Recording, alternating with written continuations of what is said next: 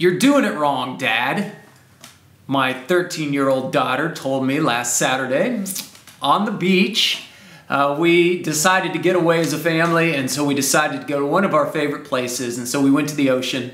And she has a surfboard, and she bought it about a year ago. She's taken some lessons while down at San Diego, and so she does a pretty good job, and so I determined I was going to give it a shot. And so I took it out into the ocean. I'm timing the waves. I've never really surfed a whole lot in my life.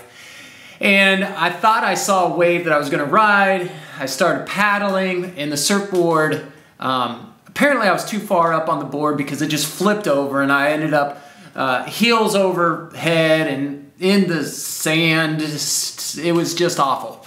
And so I made it to the front, to the shore, and she's sitting there with her hands on her hips telling me, "Dad, you're doing it wrong. You picked the wrong wave, Dad. You didn't paddle hard enough. You're too far up on the board. When you hopped up, you didn't hop up with both feet. Your balance was all wrong." And within a couple minutes, she took the board and she headed out to the water. About 10 minutes later, she found the wave, a very similar wave to what I rode. I didn't ride it. She rode it. She found so much joy in riding that wave, the very wave that caused me so much harm just 15 minutes before. And it's fascinating. I was just thinking about that. I was watching her, that this same kind of wave provided so much joy to my daughter and caused so much pain to me. And I thought, what a great metaphor for life, that waves come and waves go, and the challenges of life come and go. In fact, it says that it rains on both the godly and the ungodly. And so what determines whether something is filled with joy or what's not? It's how you handle it. And so last weekend I just started the book of James, and we talked about how we handle hardships. And in James, in chapter 1, it says we should consider it pure joy when we face hard things. And we focused on how do you enjoy and find joy in the midst of hard things. And so I wanted to add just another little bit of this passage. I read it last week, but I didn't really preach on this. And so I wanted to read from James chapter 1, verse 5 and 8. It says this: "If you need wisdom, and we all do, ask our generous God."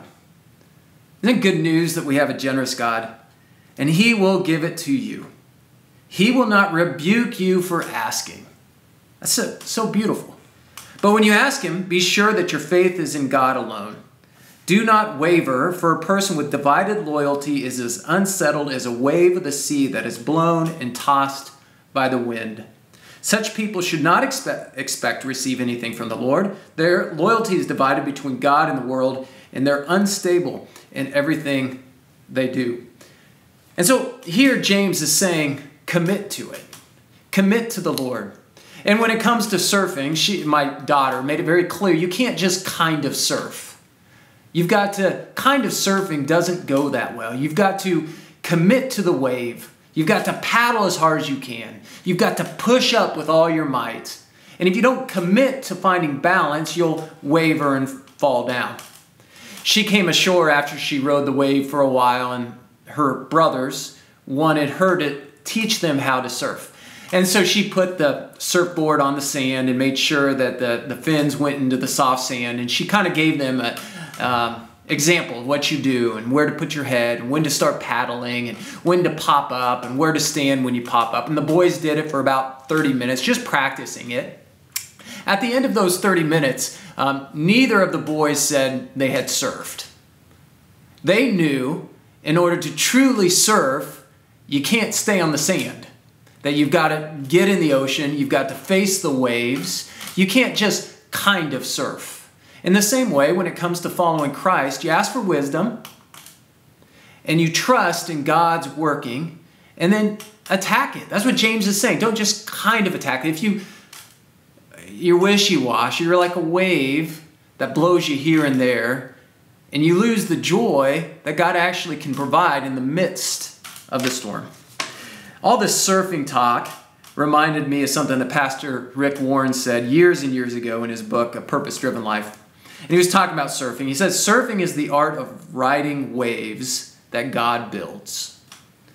God makes the waves, surfers ride them. No surfer tries to create waves. If the waves aren't there, you just don't surf that day. And then he went on to say, don't try to fabricate things when it comes to honoring God. Don't try to manipulate the situation. Pray, discern, ask for wisdom, see what God is up to, and then paddle with all your might and join him and ride the waves of the Holy Spirit with every ounce of energy that you have.